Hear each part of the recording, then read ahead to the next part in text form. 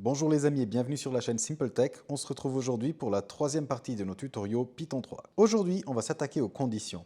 On va voir ce qu'est une condition et comment les utiliser en Python. Et comme d'habitude, je vous laisserai un lien vers GitLab dans la description afin que vous puissiez retrouver le code qu'on va utiliser pendant ce tutoriel. Et maintenant, passons aux explications.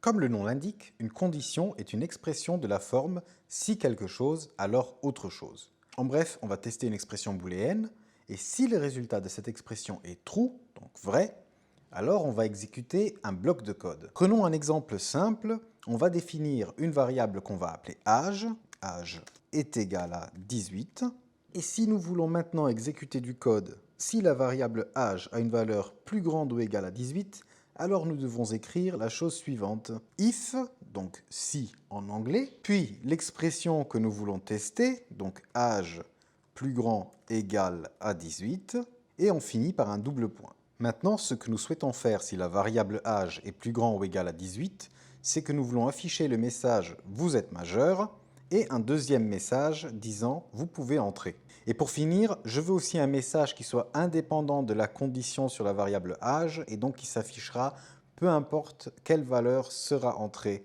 dans cette variable. Et ce message va simplement dire « à bientôt ». Ajoutons déjà tous ces prints l'un sous l'autre. Le code ne marchera pas tel quel, mais on y reviendra tout de suite.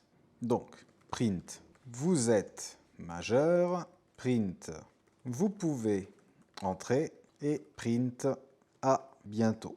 Maintenant, posons-nous la question suivante. Comment pouvons-nous indiquer à l'interpréteur Python que les deux premiers prints doivent seulement s'exécuter si la condition âge est plus grand ou égal à 18 et que le texte à bientôt doit être affiché dans tous les cas? Eh bien, en Python, on fait cela en indentant le code. C'est-à-dire que nous allons, juste après notre if, indenter les instructions qui appartiennent à ce if et qui devront être exécutées quand la condition est vraie. Comment indente-t-on le code? Eh bien, en ajoutant un tab ou des espaces avant nos instructions. Attention, Python est très sensible aux indentations. Utilisez des tabs ou des espaces, pas les deux. Et si vous utilisez des espaces, utilisez toujours la même quantité d'espace, sinon Python ne saura pas quel code appartient à quel bloc. Moi, j'utilise des tabs, donc je vais venir ici au premier if que nous voulons exécuter si jamais âge est plus grand ou égal à 18, et je rajoute un tab avant le print. Je fais la même chose pour le deuxième print, vous pouvez entrer. Et là, vous voyez que notre code est très lisible. On voit notre if et nous voyons ce qui appartient à ce if. Donc, c'est tous les morceaux de code qui sont indentés vers l'intérieur. Et puis notre print à bientôt, qui est indenté au même niveau que le if lui-même et qui donc sera exécuté peu importe la valeur de cette variable âge. Si j'exécute notre code, vous voyez bien, notre valeur âge est à 18. Et donc, on a les textes « Vous êtes majeur »,« Vous pouvez entrer » et « À bientôt » qui sont affichés. Si je mets notre valeur âge à 12, par exemple, et qu'on relance le code, vous voyez qu'on n'a plus que « À bientôt » qui est affiché. Maintenant, comment devons-nous procéder si on veut exécuter quelque chose si jamais notre condition n'est pas vraie? Donc, par exemple, si je veux afficher le message « Vous êtes mineur » si la variable âge ne remplit pas la condition « plus grand ou égal à 18 », eh bien pour cela, nous avons le mot-clé « else », donc « sinon » en français. Et nous pouvons placer ce mot-clé « else » après un « if » si jamais c'est nécessaire. Et ici donc, nous pourrions faire « else print vous êtes mineur ». Donc là aussi, vous voyez, après le « else », je mets un double point et j'indente le code qui appartient à cet « else ». Donc on aurait aussi pu avoir plusieurs lignes de code à l'intérieur du « else ». Ici, on n'en a qu'une. Maintenant, si je relance notre code avec la variable âge à 12, on voit que le message « Vous êtes mineur » est affiché et bien entendu aussi le message « À bientôt » qui n'a rien à voir avec nos conditions « if » et « else ». Maintenant, imaginons que nous voulions tester plusieurs conditions. Donc en plus de la condition « âge plus grand égal à 18 », nous voulons également afficher un message si jamais l'âge est entre 0 et 18 ans, un autre message si jamais l'âge est exactement à 0, et une erreur si jamais on a un âge inférieur à 0. Et bien pour cela, on peut ajouter des else if, ou en version raccourcie, elif, donc ELIF, ce qui se traduit en français par sinon si. Nous pouvons ajouter autant de else if que nous le souhaitons, et dans notre exemple, ça va ressembler à ça. On rajoute entre notre if et notre else un elif, âge plus grand que 0 and âge plus petit que 18. Ici, On indente le code et on va faire un print de vous êtes mineur.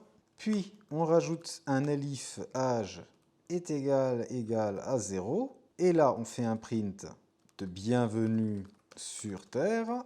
Et dans notre else, au lieu de vous êtes mineur, on va marquer quelque chose dans le genre quel âge étrange. Et voilà, donc là on teste plusieurs conditions et si jamais on ne tombe dans aucune de ces conditions, on va exécuter le else final. Essayons ça tout de suite. Donc à 12, on a toujours le message vous êtes mineur. Si je mets l'âge à 0, on reçoit bien le message bienvenue sur Terre, à bientôt. Et si j'essaye de mettre l'âge à moins 12, on reçoit le message quel âge étrange, à bientôt. Et voilà, vous savez tout sur les conditions en Python. Notez encore que vous pouvez imbriquer autant de conditions que vous le souhaitez les unes dans les autres. Vous pouvez donc avoir des conditions dans des conditions. Mais attention à toujours bien indenter votre code. Donc ici par exemple, si je remets notre âge à 18 et que je crée une nouvelle variable m les jeux vidéo et qu'on la met à true, nous pouvons maintenant ajouter une autre condition à notre if âge plus grand ou égal à 18. Donc à l'intérieur, on va rajouter un if aime les jeux vidéo, double point, et on va imprimer nous avons une PS5 au bout de la pièce. Et puis en dehors de cet if, on va rajouter un autre print, la porte est ouverte. Notez bien ici que l'if est imbriqué à l'intérieur du premier if âge plus grand égal à 18 et qu'on a indenté une deuxième fois afin de pouvoir indiquer que le print « nous avons une PS5 au bout de la pièce » fait partie du if « aime les jeux vidéo ». Si on exécute le code, vous voyez maintenant le message « vous êtes majeur, vous pouvez entrer ».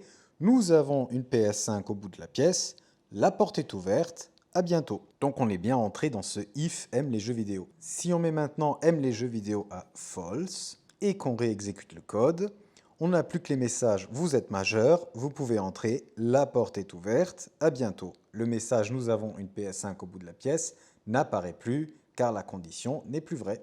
Et ceci conclut la vidéo d'aujourd'hui. J'espère qu'elle vous a plu. Si c'est le cas, n'oubliez pas de liker la vidéo et de vous abonner à la chaîne pour ne pas louper les prochains tutos. Laissez-moi un commentaire avec vos questions et suggestions, ça me fait toujours très plaisir de vous lire. Et si vous avez des amis qui apprennent la programmation, n'hésitez pas à leur envoyer le lien vers la vidéo. Et sur ce, je vous dis à très bientôt.